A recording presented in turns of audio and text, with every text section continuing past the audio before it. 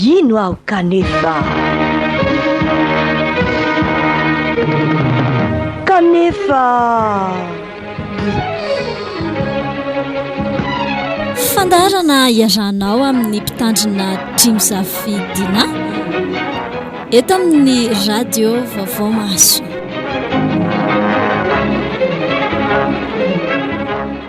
Hoana ho an'ny tena raha tsy mamantatra ny tena izy. Noho izany dia betsaka no marary sy marofo eo aminareo ary maro ihany no efa nodimandry. Fa raha mba mamantatra ny tenantsika isika dia tsy mba ho tsaraina. Fa raha tsaraina isika dia faizin'ny Tompo mba tsy ho iloina miaraka amin'izao tontolo izao. Koa raha miangona hihinana ianareo rahalahy dia mifampiandrasa. Ary raha misy olona noana, aoka izy hihinana ao an-tranony mba tsy hangonanareo ho fahamelohana. Ary ny zavatra sisa dia alahatra rehefa tonga ao.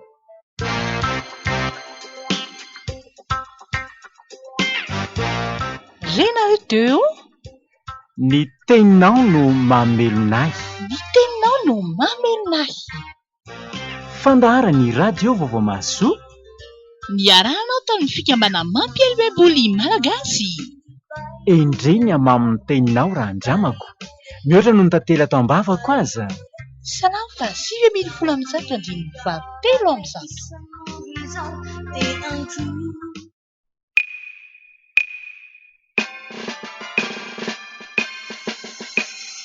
Manome anao ny ora ny chaîne d'honnêteté toy vaka ny fahamarinana. Amin'ny Enora maraina. Ora tokony handraisanao an Jesosy Kristy ho tompo sy mpamonjy izao.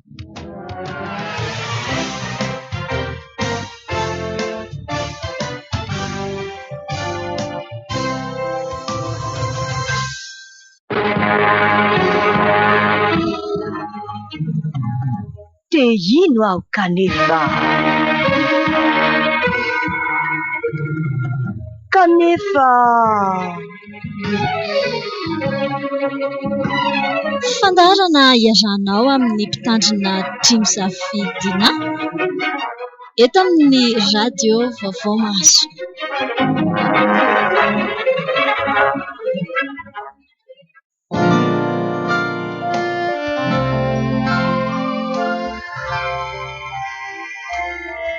Dia ampifaliana lehibe ry havana no iarabanantsika rehetra izay manaraka tsy tapaka ny fandaharana eto amin'ity onjam-peo mamintsika ity. Finaritra indrindra izay miaraka aminao indray ankehitriny, manolotra anao ny fandaharana amin'izao maraina izao ary manonona ny fahasoavan'i Jesosy Kristy Tompo sy ny fitiavan'Andriamanitra iray ary ny fampiraisana avy amin'ny fanahy masina ho aminao izay manaraka izao fandaharana izao hoe HINO aho KANEFA. Amin'ity andron'io ity dia andeha ho jerentsika ny hoe HINO aho KANEFA. Izay mba tanjona apetrako ne ohatrany tsy mba misy tanteraka izany e.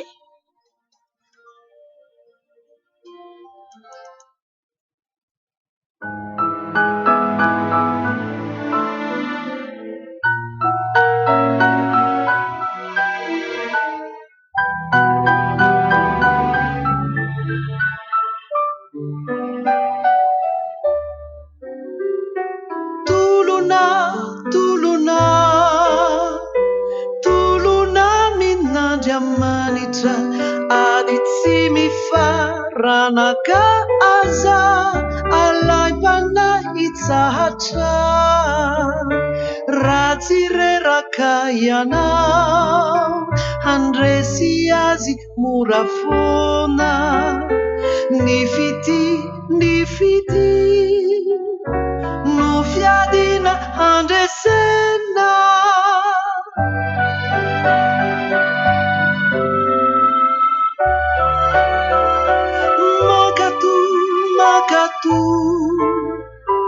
Makatu an'i Jehova baiko tsy mifarana mitsika tanteraho lalandava raha mazoto ianao io ty vokatra tokoa tenini masiery mahaso tsy atsahatrany ady tanteraonao ny baiko fanompona sesilany iaotsoroanao hatreto hajao ny tomponao ho hitanao tsy farana irotsaka tsy oritrireo tsodranom-pasambarana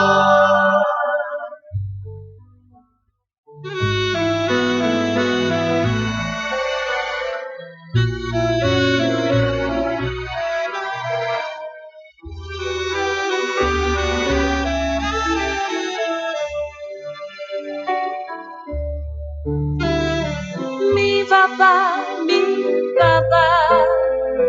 fajeso miaino anao aza menatra ny mangataka falazao zay tianao zay mivavaka ampanay sy amimpamarinanay ka mitozo tokoa reo no ankasitrahana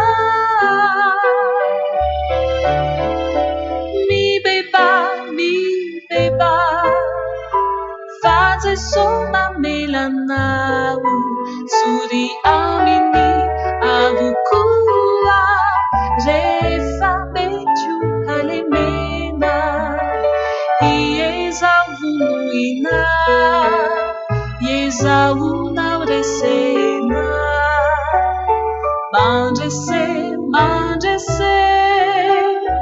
Jeso ampandresy anao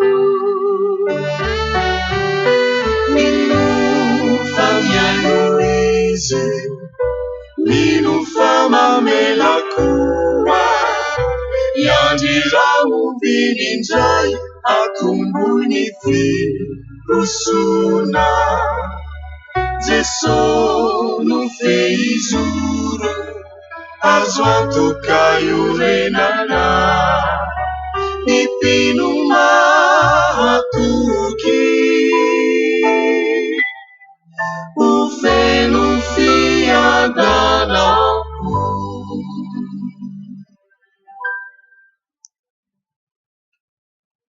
dia mamerina ny araba ho antsika rehetra izay zao vao manjo ity fandaharana ity te ino aho kanefa izay mba tanjona napetraka eo amin'ny fiainako re dia tsy mba misy tanteraka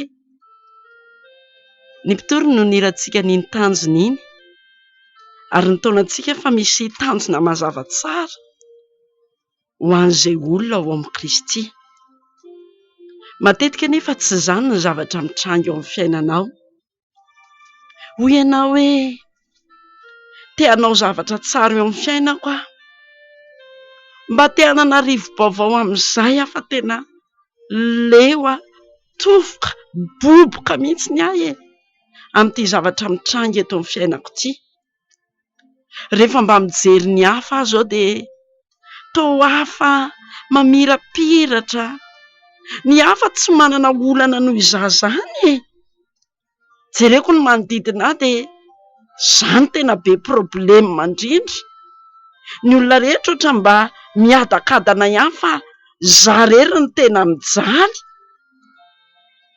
dia indraindray aho manontany tena hoe fa maninona loatra re inona loatra no mahatonga ny fiainako tahaka izao zany efa tena mba mieritreritra ihany izay mba hahatsara ny fiainako ary rehefa mba mieritreritra ny ahy dia tsy manana eritreretina fa tsy izay mba hahatsara ny fiainako koa hoe dia hoy ny boky ny mpitoroteny mamaly ianao ary misarika ny sainao sahady eo am-pieritreretanao ny amin'ny fiainanao hoe inona tokoa re no manosika ny fiainanao hoe ka mahatonga anao eritreritra zavatra tsara eo amin'ny fiainanao sy hoe mikatsaka izay zavatra mba tianao inona tokoa ilay tanjona mba napetraka eo amin'izany fiainanao izany hoy ny mpitoroteny toko 4 andininy 4 hoe amin'ny anaran'i Jesosy. Ary hitako ny fisasarana rehetra sy ny fahaizan'ny zavatra rehetra fa avy amin'ny fifampialonan'ny olona izany. Zava-poana sy misamidrivotra foana koa izany. Hitantsika tokoa kay fa rehefa mijery ny fiainan'ny hafa ianao dia indraindray io fiainan'ny hafa io no manosika anao tao anao zavatra tsara eo amin'ny fiainanao, ary lasa mahatonga anao mialina mihitsy ny ary satria ampitahainao amin'ny fiainan'ny hafa ny fiainanao. Izany indrindra no mahatonga antsika andeha aloha mba hiainao an'ity irany antatina ity, hoe manao ahoana tokoa ny fomba fijerinao ny fiainanao raha mitaha ny fiainan'ny hafa.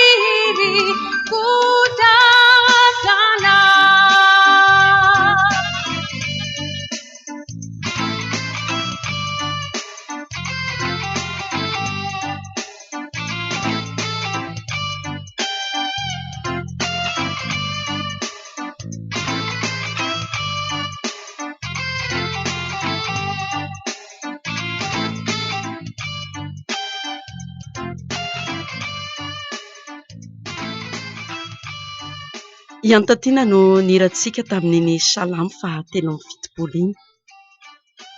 Dia hitanao tokoa fa indraindray nge Rehefa mijery ny fiainan'ny hafa ianao indrindrandrindra ireo olona izay hoe tsy mba manompo an'Andriamanitra dia izao ny fijerinao azy hoe toa miadany ireny olona ireny, toa ireny olona ireny no sambatra ho ianao.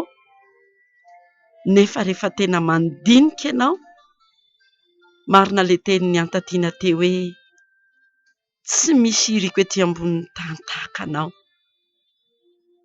Na dia mety tsy ho tanteraka aza ireo karazana nofinofinao sy ireo tanjona napetraka ao amin'ny fiainanao, manana tanjona tsara ho anao Andriamanitra e.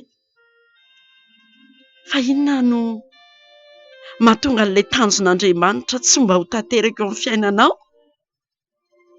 Satria matetika inge ianao dia miantso an'Andriamanitra ho ray e, ary manaiky an'izany avokoa ny olona rehetra, fa ianao tsy mba mety ho zanany, tsy mba mety mankatoa azy.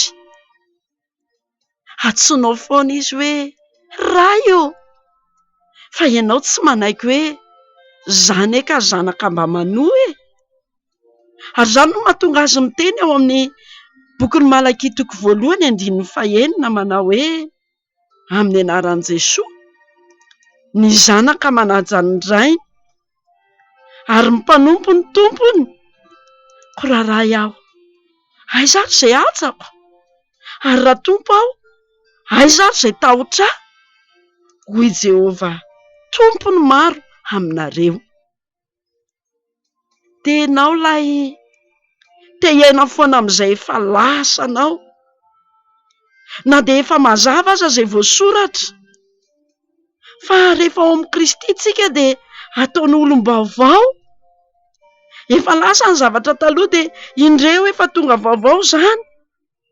Dia ny amin'ny fiainanao dia izao ihany indraindray ny fantatra hoe izao ny lasako ary izay voasoratra tamin'ny lasako iny, dia iny ihany no mamaritra ny ho avy ka tsy te hiova intsony aho. Nefa nge dia eo am-bavanao matetika ilay teny e, teniteneninao etsy sy eroa, fa tsy mba tanterahanao hoe ao amin'ny Korintianina 2:5-7 hoe koa raha misy olona ao amin'ny Kristy dia olom-baovao izy. Efa lasa ny zavatra taloha, indreo efa tonga vaovao ireo. Dia ilay lasa izany tokony efa lasa e, tsy tokony izany no hamaritra no avy ny fiainanao. Ary rehefa mba misy zavatra mitranga eo amin'ny fiainanao dia tsy tokony heritreritra an'izay lasa ianao ka hametsiny an'Andriamanitra, na hametsiny ny manodidina anao na ny tenanao, ka hilaza hoe inona loatra re ny nahatonga an'izao e, fa nahoana loatra, inona loatra ny tena ataoko. Dia hainao loatra ilay tantara ao amin'ny Jaonina 5, mitantara indrindra ilay lehilahy teraka jamba hatrany an-kibon'ny reniny. Rehefa tonga teo amin'i Jesosy dia hoy ny mpianatra hoe Jesosy, iza moa no nanoty e? Io lehilahy io ve? Sa ny ray aman-dreny no dia teraka jamba izy? Fa mazava ny valitenin'i Jesosy, tsy io lehilahy io no nanoty ary tsy ny ray aman-dreny, fa izao no tonga eo amin'ny fiainany dia ny anehoana ny asan'Andriamanitra eo aminy. Rehefa mba misy zavatra mitranga koa eo amin'ny fiainanao re, raha tena zanak'Andriamanitra ianao hoe tsy ny fanontaniana hoe inona no nahatonga izao, fa ny fieritreretana hoe inona re ny asan'Andriamanitra eo amin'ny fiainako. Tian'Andriamanitra mba haseho amiko indray amin'izao fotoana izao. Ny tena zanak'Andriamanitra aloha dia ilay nandray azy araka ilay voasoratra hoe fa izay rehetra nandray azy dia nomeny hery ho tonga zanak'Andriamanitra e, dia izay mino ny anarany. Rehefa manaiky ho zanak'Andriamanitra isika dia misy saina mandrakariva izay asa tian'Andriamanitra tanterahana eo amin'ny fiainantsika. Fa rehefa tsy manaiko ho zanak'Andriamanitra ne isika dia fisainana hafa mihitsy ny tonga eo amintsika. Ary tsy tamin'izao androntsika izao ihany no misy izany fisainana manamelo tena, manome tsiny ny hafa ary manome tsiny an'Andriamanitra. Jereo ny tantaran'ny Kaina. Andao vakiantsika ao amin'ny Genesis 4 ny andininy 12 ka hatramin'ny andininy 14. Amin'ny anaran'i Jesosy. Raha miasa ny tany ianao, tsy mba havokatra ho anao intsony izy, ho mpanjenjena sy mipirenireny eny ambonin'ny tany ianao, dia hoy Kaina tamin'i Jehovah: lehibe ny valin'ny eloko, mihoatra noho izay zakako. Indro efa noroahinao hiala amin'ny tany honenanao androany, dia hery ny tavanao aho ary ho mpanjenjena sy mpirenireny eny ambonin'ny tany, koa na iza ilay izy hahita dia hamono aho. Izany ny toe-tsain'ny Kaina izany. Toe-tsaina manome tsiny an'Andriamanitra satria izany roahinao. Lehibe ny vokatry ny nataoko, ny afako hamono aho. Tsy manana fanantenana intsony, fa toa eritreritra hoe inona moa izay izahay e, tsisy dika intsony izany fiainako izany. Izay tanjona apetrako ary dia horavain'ny olona, ary tsy te eritreritra intsony izay tsara eo amin'ny fiainana. Satria mibanjina an'ilay lasa izy, mandinika an'ilay lasa izy, ekena tokoa ry havana. Fa tena misy vokany eo amin'ny fiainantsika ankehitriny e, amin'izay iainantsika amin'izao vaninandrontsika izao, ny lasa. Fa ny olona nateraka indray, na ny hoe ny olona zanak'Andriamanitra, dia tsy voatery voagadra an'izany lasa izany izy. Fanafahan'Andriamanitra. Tsy voatery hiditra ao am-ponja ny lasa foana izy e, fa misy fanafahana omen'Andriamanitra, ary izany ny planin'Andriamanitra eo amin'ny fiainan'ny olona tsiraray avy. Tsy ho gejaina izao lasa izao foana, fa mba hanana ho avy hafa koa rehefa miaraka amin'Andriamanitra. Mila manova ny toe-tsainao aloha ianao e, ka mibanjina an'Andriamanitra. Fa na dia ireo olona heverintsika fa tena ngezalahan'ny finoana ary anie, nanamarika ny tantara teo amin'ny fanompoana an'Andriamanitra mba nanana ny lasany koa izy ireny. Fa niezaka izy nanadino an'izany lasany izany, ary mibanjina izay planina nataon'Andriamanitra eo amin'ny fiainany. Andaontsika hijery olona vitsivitsy. Anisan'izany ohatra Mosesy. Mba tsaroanao ve ny lasan'ny Mosesy e? Hainao tsara fa namono olona izy, ary anisan'ny antony nahatonga azy nandositra izany, niala teo amin'izay tany nahabe azy mihitsiny, satria nisy nahita ny nataony. Fantatry ny olona rahateo, ary nampiroroan'ny olona tamin'izany lasany izany izy. Vokany dia niala teo amin'io tany io izy ary nandositra mihitsy. Fa rehefa tonga Andriamanitra niaona taminy, dia adino n'ilay lasany, fa nibanjina an'Andriamanitra izy, nanaiko ny tarehan'Andriamanitra izy, dia hitantsika tsara fa lasany ovy izy. Ka izy ilay namono olona, namalifaty, izy indray ny lasa nampianatra ary nampitondrain'Andriamanitra hafatra ao anatin'ny didy lehibe hoe aza mamono olona, aza mamaly ratsy. Tsy Mosesy ihany no nanana an'izany hoe tantarany lasa izany, fa hitantsika ihany koa hoe nanana an'izany tantara tamin'ny lasa izany ihany koa ange ry Gideona.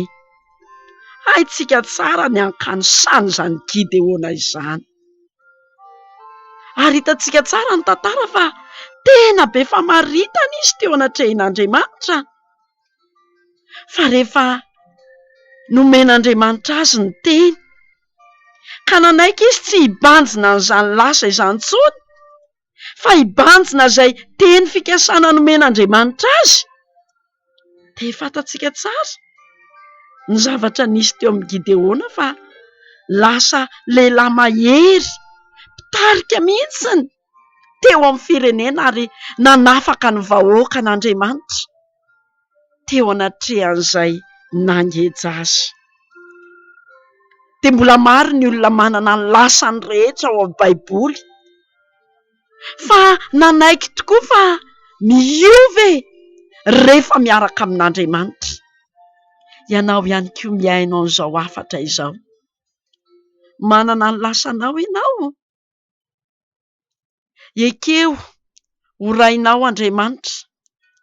Ary izy raha teo koa te hanangana anao ho zanany, te hiantso anao hoe zanako ianao androany, ka afaka manao zava-dehibe eo amin'ny fiainanao raha manaiky sy mankatoy ianao.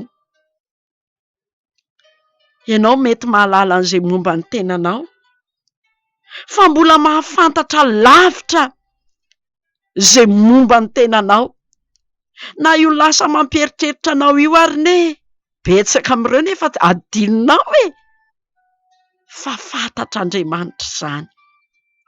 Fa minitsy tsy mijery an'izany izy rehefa mba mijery sy miaona aminao. Miny izy mamadika ny pejy ny lasanao mba hanananao pejim-piainana vaovao. Izany no mahatonga ny teny fikasana ao amin'ny Salamo 2:30, ny andininy 1 sy ny 2 manao hoe: sambatra ny olona izay voavela ny elony sy voasarona ny fahotany, sambatra ny olona izay tsy isain'i Jehovah heloka ary tsy misy fitaka ny fanahiny. Dia mba iainanao tokoa ve izany hoe fanafahana omen'Andriamanitra anao izany, ka hitenenan'Andriamanitra fa tsy isain'Andriamanitra nge izay heloka rehetra vitanao ary tian'Andriamanitra tsy misy fitaka ianao, ny saronany ny fahotanao dia aoka izay ny fieritreretana fa inona moa izay ianao. Tena marina hoe inona tokoa izay ianao fa natsangan'Andriamanitra ho zanany ianao androany. Nahafahany niala tamin'ny maizina ianao ho amin'ny fahazavana mahagaga. Raha miaina amin'ny mahatena zanak'Andriamanitra ianao, dia hitanao fa tsy salasalany amin'izay tanjona intsony ianao eo amin'ny fiainanao, fa mazava hoe manana tanjona mazava amin'ny fiainanao Andriamanitra, satria olona afaka ianao. Nanalanao tao anatin'ny maizin'Andriamanitra ka nitondranao amin'ny mazava lehibe. Nanalanao tao anatin'ny fahotan'Andriamanitra ka nitondranao tao amin'ny fahamarinana. Nanalanao tao anatin'ny fahafatesan'Andriamanitra ka nitondranao tamin'ny fiainana. Nanalanao tao anatin'ny hanohanan'Andriamanitra ka nitondranao tamin'ny fahavokisana. Nanalanao tao anatin'ny hatsika ka nitondranao tamin'ny hafanana. Eny hoe ary ity iray ity aloha.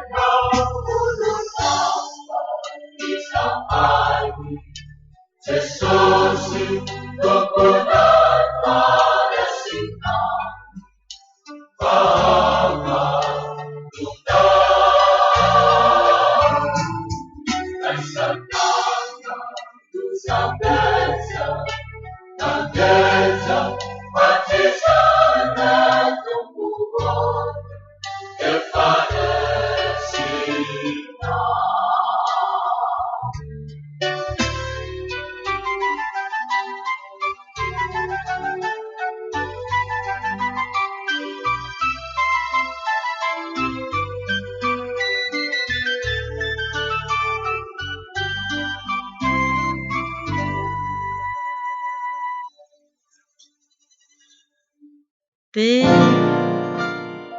hitanao tamin'izany hira izany fa tena nanafaka anao tokoa Andriamanitra. Ary tena nanovanao ane izy, ary vonona nanovanao, navela ny elokao. Ary tsy izany ve ilay zavatra mba nitediavinao e? Fa inona no mety mahatonga hoe tsy tanteraka koa nefa izay mba zavatra kasainao na izay tanjona napetraka ao? Satria ianao mba maniry voavela elo kanefa ianao koa tsy mba mamela. Sany koa ny vaky misakana lehibe ho antsika. Voavela ianao fa ianao tsy mba mamela. Ny ankamaroan'ny olona ankehitriny dia olona miaina ao anatin'ny hatezerana, lolo-po. Tsy haintsika mihitsy ny mamadika ny pejim-piainantsika hoe ho amin'izany atao hoe famelan-keloka izany.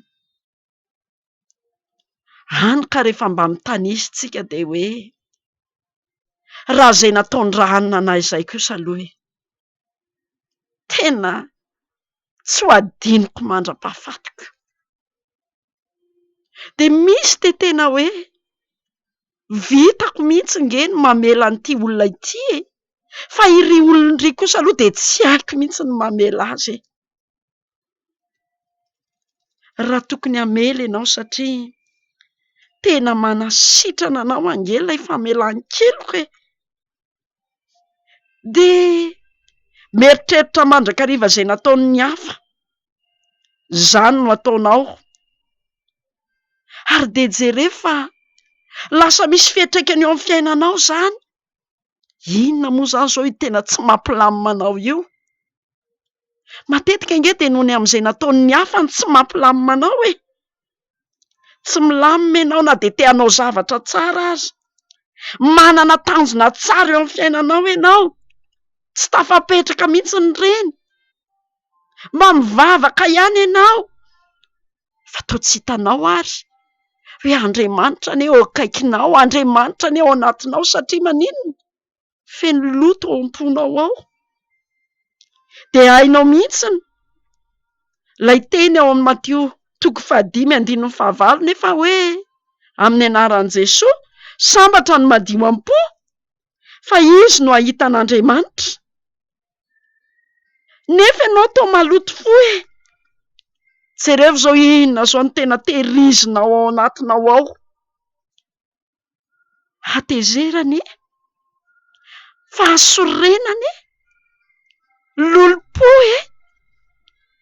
Tadidiko foana ny nataony raha aminy e. Zay le teneninao. Ny sasany indray de tsy hainy no mitahiry an'iny a. Fa tsy hainy koa no manala azy eo amin'ny fiainana. Fa isaky ny miresaka sy mitantara izay nataon'ny hafa izy de zao no teneniny hoe apoakako. Zavatra roa zany no entinao manambara le hatezeranao. Na ianao hoe ity indray de tehiriziko azoniko. Na ianao tonga amin'ilay hoe ho apoakako iny. Fa rehefa mipoaka ange iny, ianao ihany no voalohany e. Ary tsy hitanao ve zany fa rehefa nanapoaka ianao, de ianao ny sahirana. Tsy lay olona izay neverinao fa ho sahirana. Tsy simba no voalohany noho ianao iny, ianao simba voalohany. Noho ilay olona izay nieritreretinao fa tsy tianao, nanao tsy mety teo amin'ny fiainanao, nanao ratsy teo amin'ny tantaranao. Ianao no marary. Le hatezeranao anatinao no manimbanao. Kanefa tsy vitany hoe nanimbanao le hatezerana. Fa ny hafa koa ange simba tao anatin'ilay hatezerana e. Le hafa koa naratra. Satria rehefa napoakanao le izy, ianao no poahan'ilay zavatra. Fa le olona nanapoahanao an'iny koa voa ary manoatra noho n'ilay vato napoaka tamin'ny dinamita izay nandratra an'izay olona teo akaikiny. Ilay hatezerana tao anatinao tao. Ka mahatonga ny Jesosy hiteny mihitsiny any amin'ny Matio 5:2-20 sy ny hatramin'ny 4:20. Matio 5:2-20 amin'ny anaran'ny Tompo manao hoe fa izaho kosa milaza aminareo hoe izay rehetra tezitra amin'ny rahalainy de mendrika eo elohana amin'ny fitsarana. Ary nazovy no anao amin'ny rahalahiny hoe olom-pony ianao de mendrika eo elohana amin'ny Sinedriona. Ary nazovy no anao hoe foky elahy de mendrika ao amin'ny elo mirehitra-afo. De hitanao tsara ilay teny hoe tezitra e. Ny olona tezitra foana ka manapoaka an'izany hatezerana zany na mitahiry an'izany hatezerana zany de olona manimba tena sady manimba ny hafa. Ary tsy ho tafatombona anao viana amin'izay zavatra ataony. Satria maloto ny fony. Ary tsy vitany hoe maloto ny fony fa miaina ao anatin'izany hatezerana zany izy. Na ny fitenitsika malagasy ary nge ry havana de miteny hoe aoka reny lasa momba lasy zay mba miseho maly aza vela izany no hitarika anao ho amin'ny hoavinao fa tsarovy fa de zay tamy lasy iny tsy voatery toy ho amin'ny hoavy indrindrandrindra fa lay atezerana mamotika mba hatsaranao re de andao isafidiny zany hoe amela heloka izany fa io fahasosoranao io nge mamono anao jereo ny voalaza ao amin'ny Joba 5:2 amin'ny anaran'i Jesoa hoe fa ny adala de vonono ny fahasosorana ary ny kely saina maty ny fialonana de dinio zany fa matetika ianao maty nio fahasorenanao io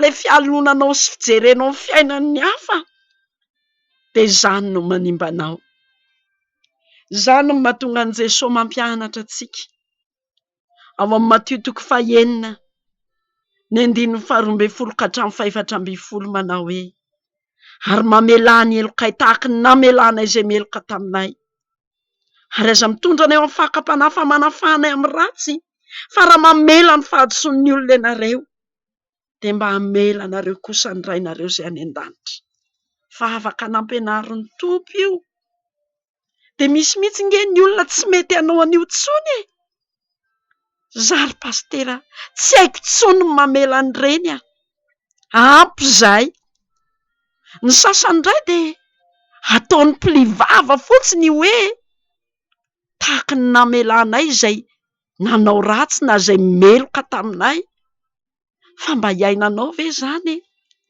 raha tena iainanao io de hitanao mihitsiny fa tena manovanao ary rehefa tena manovanao de manamaivana anao ary tsy vitan'izany mipetraka mazava tsara ny fiainanao zany mahatonga amin'ny Paoly teny amin'ny Korinthianina 2:2-9 ka hatramin'ny 1:10 manao hoe ko mananatra anareo aho mba ekenareo ho raisina tsara amin'ny fitiavana izy fa izany koa no nanoratako mba ho fantatro zay toetrareo na manaiky amin'ny zavatra rehetra ianareo na tsy fa zay avelanareo eloka de mba avelako eloka koa ary tsy izao anefa fa raha misy eloka navelako de noho ny aminareo ny namelako azy teo mason'i Kristy fandrao ho resin'ny fitaka Satana sika fa fatatsika ny hafetseny tsarovy fa ny hafetseny Satana de tsotra ihany ny tsy hamelanao eloka ny tsy hanafahanao ny hafa tsy hamitsoranao zay nanao ratsy taminao androany ary stratezia ataon'ny Satana eo amin'ny fiainanao io ianao manamafy ny fonao ka tsy te hifandray tsy te hierika zay le tenintsika tsy te hierika andrahanina intsony hafetseny Satana io fa mamela ianao de ho hitanao fa ho sitrana sy ho maivana ianao andao aloha enoitsika ary tira ity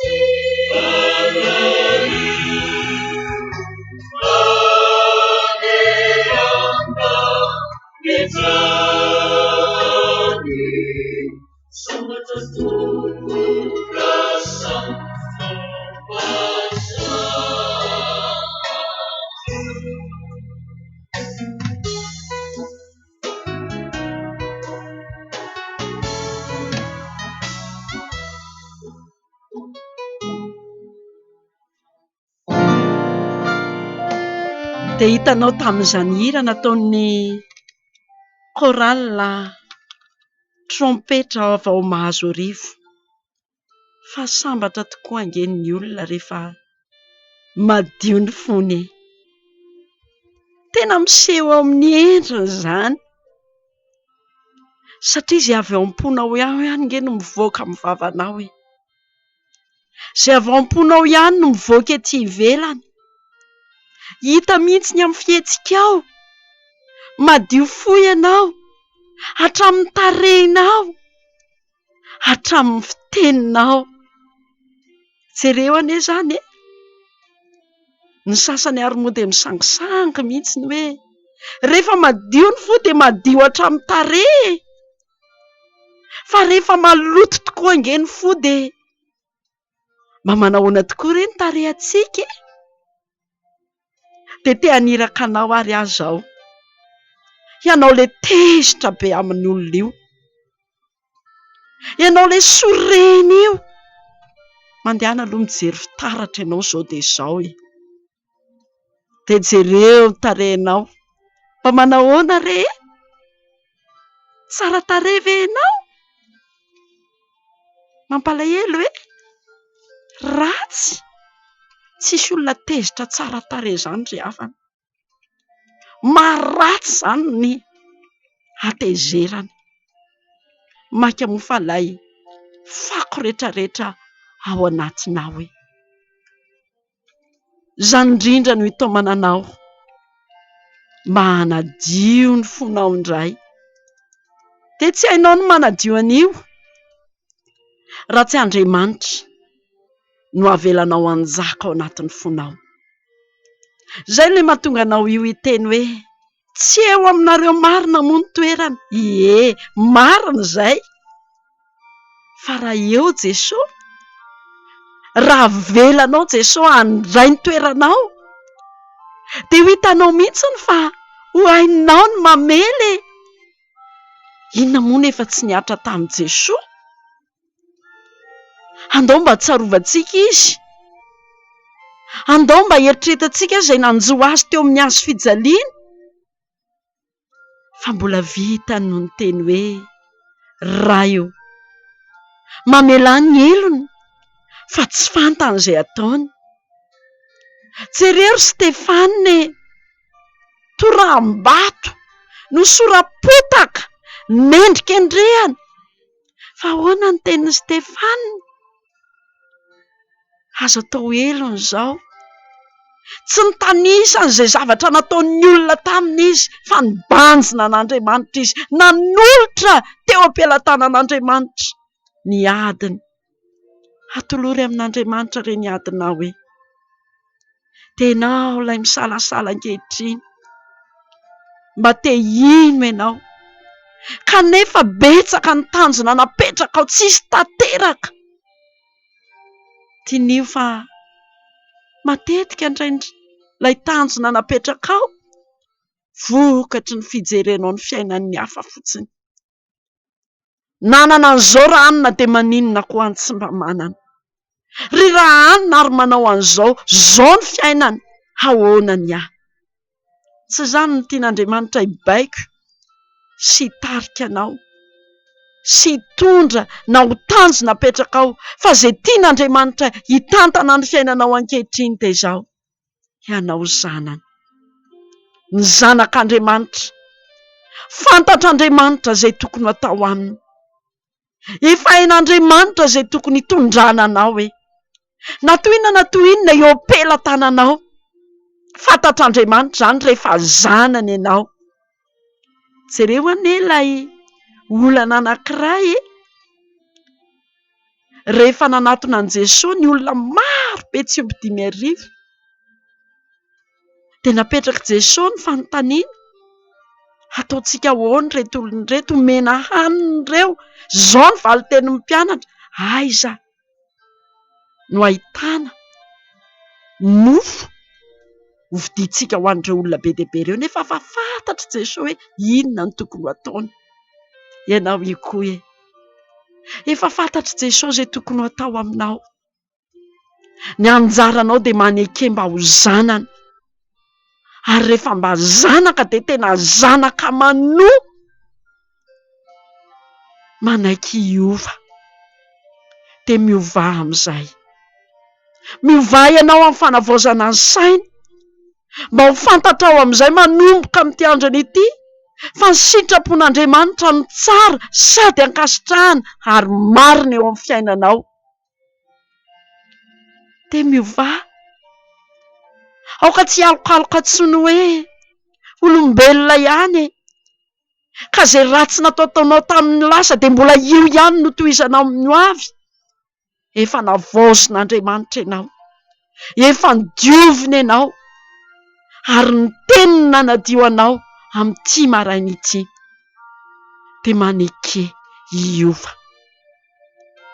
Fa rehefa mba nanovanao Andriamanitra, tena namelanao izy. na dia tahaka ny jaky aza ozy ny fahotanao dia hofotsiako tahaka ny oram-panala ary na dia efa nangatrakatraka tahaka ny sily aza dia ho tahaka ny volon'ondry fotsy raha manaiky sy mankatoy ianao dia inana ny vokatry ho an-tany zany angely izy dia rehefa mba navela ianao dia mba mamelahy koa tena mamelahy natoina mety nataon'ny hafa ataovy hoe tsy ampafirina ilay nataonao tamin'Andriamanitra io jereo ilay tantara ao amin'ny Matio 7:20 nataon'i Jesosy ohatra ny amin'ny fanjakan'Andriamanitra hoe nisy ny trosa talenta iray alina fa rehefa mba nangatak'andro ny teny hoe meo andro aho fa ho alohako io tonga dia navotsitra avokoa ilay trosa onena azy ny tompo dia ianao ilay mangatak'andro io ianao ilay mangatak'andro amin'ny zavatra maro samihafa io navotsitry ny tompo ange ny elokao ianao no nangatak'andro hoe ho ataoko io ry tompo fa ozy ny tompo hoe za zao dia mamela anao fa izao rehefa nivoaka ozy ilay mpanompo dia nahita olona ny trosa denary zato taminy kely ange zany raha mitaha amin'ilay talenta iray alina fa tsy nanaiky izy raha tsy nikendainy ny samboriny netiny tany am-ponja mihitsiny dia tezitra ilay tompony ka niteny hoe tsy tokony mba namindra fo va ianao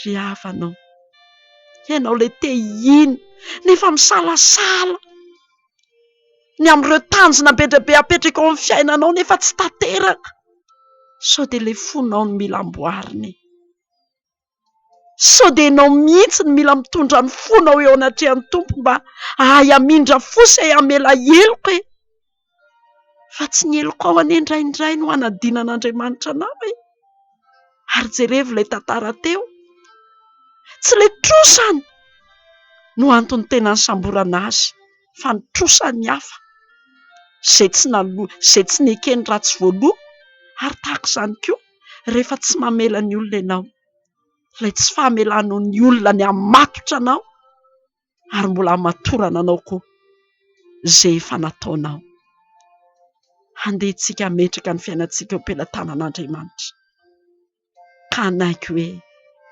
raha ny tenako rery Andriamanitra tsy ho vitako ny amela fa meteza ianao ato anatiko hanova ny fiainako fa rehefa izy no eo aminao eo ho andry afo ho andry rao anao ho hitanao fa miovy ianao ary hainao ny mamela ny hafa iainao ny tiretilosika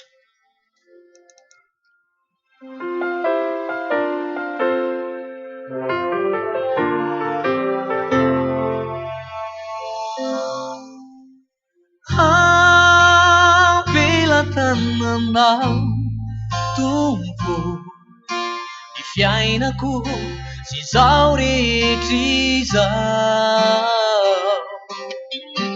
eny avy aminao toko zao tombonandro izao ka misaotra anao rayo ko inty ao tompo manoro tena fa fononoanao eny ray sokanjakao manomboka izao ka ho mandrakizay medikionerai natukura ianao satria ny fahasoavanao no natoy izao ay ka ihira tsy tsatra miantsoantso ny anaranao ka idera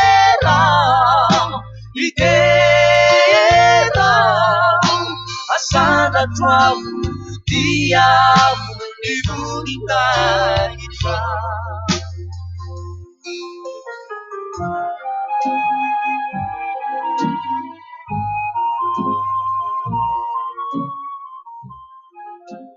Andeharintsika hametraka amin'ny fiainantsika eo am-pelantanan'Andriamanitra ka hivavaka isika rehetra. Eo am-pelantananao tokoa Andriamanitra no hametrahanay ny fiainanay manontolo ankehitriny.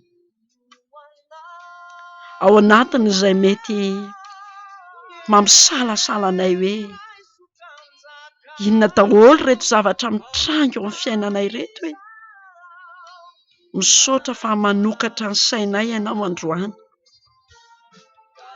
Fa ho an'ny zanakao Andriamanitra dia manana planina ho anay ianao. Planina mahagaga ary izany no ametrahanay ny fiainanay eo am-pelantananao ary. Ko na iza mandre izao afatra izao. Tompo, potehony fovato ho tonga fonofo anaiky fa tsy misy Andriamanitra fa tsy ianao Jesosy Kristy tomponay irery ihany. Te fantatrao fa sarotra aminay ny mamela olona, kanefa raiso ny fiainanay fa raha ianao no mitoetra ty anatinay dia ho hainay ny mamela ary dia ho hitanay tokoa fa mahatsara anay izany, mahasalama anay izany. Tsy ny nofonay ihany ny salama amin'ny famelana ny eloko ny hafa, fa ny fanahinay indrindra koa ho salama sy ambinina eo anatrehinao. Dia misaotra noho ny amin'ny teny rehetra izay nandresenao lahatra anay tamin'ity andro anio ity, fa ny fiainanay sy ny vavakay rehetra dia apetrakay ary tonononay amin'ny anaran'i Jesosy Kristy tomponay. Amen.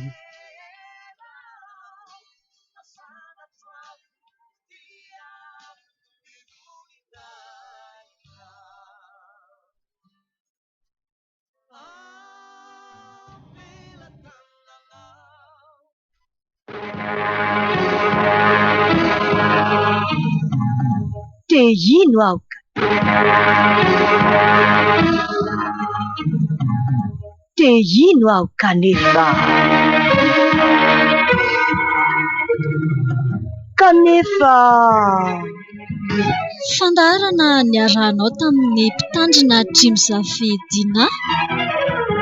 Azonao ifandraisana amin'ny laharana 034 50 998 93.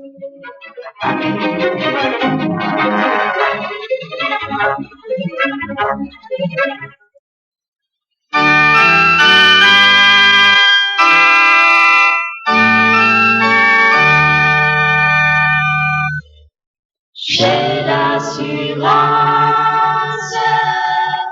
de mon salut par la présence du Seigneur Jésus.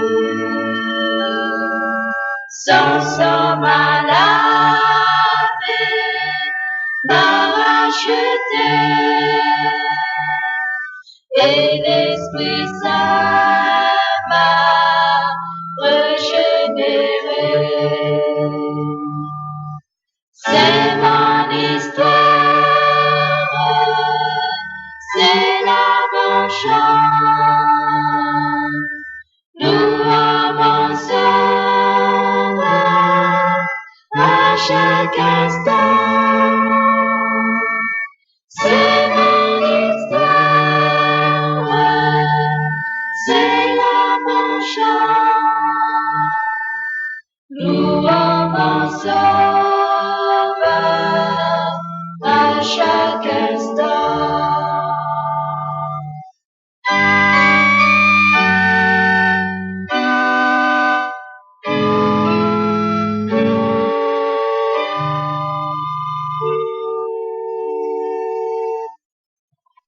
Zany irany teo frantsay niarahantsika tamin'ny CDR-GPM, ireo amin'ny CDR-GPM, GL l'assurance de Monsalu izany. Nanizantsika ny fandaharana. Anamafisantsika fa rehefa mino ianao dia manana antokany amin'ny famonjenanao. Sarantsika aloha ny mpitandrina atrimo zafidiana nitondra fandaharana teny kanefa fa sarobidy ho amin'ny fiainana kristianina ny finoana.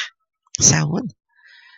Ary rehefa azo antoka ny famonjena dia velokira ianao araka ny irany CDR-GPM teo alohan'ny tolotrasa sy filazana samihafa. Andao hiaraka an'ity irany velona feno amby enimpolo hekitara ity tsika hoe feno anao. Feno an'i Jesosy ny olona mino azy satria tafiditra ao amin'ny Jesosy sy ny fahasoavany rehetra miasa ao aminy. Andray ny tolotrasa tsika rehefa avy eo filazana samihafa ary amin'ny valo sy fefa ny azatonona ny fandaharana perspective réformée amin'ny valo sasany notre père de Dias Tonnaine amin'ny sivy mbola verina aminao no mba mitadidy ary mbola hiaraka aminao eto ny andriny Jesosy Kristy vonona indresy fa meno finaritra.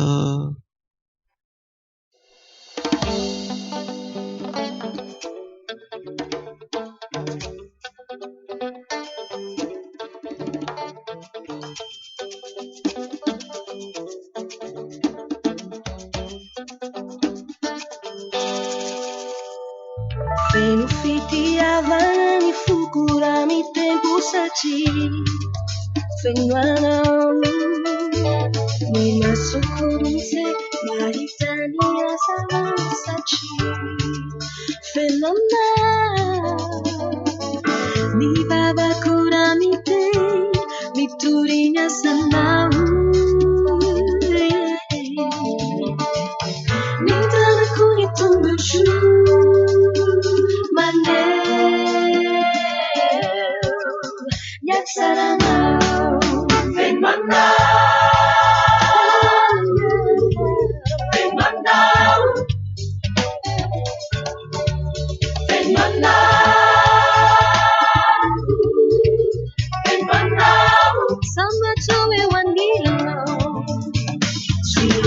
fiadanana ny ahy ataoko satria feno anao ny androko ravanao tsy tisafaliana satria feno anao famindra-potsy tala no indro atafinao mandrosoa mitokia satria cantananao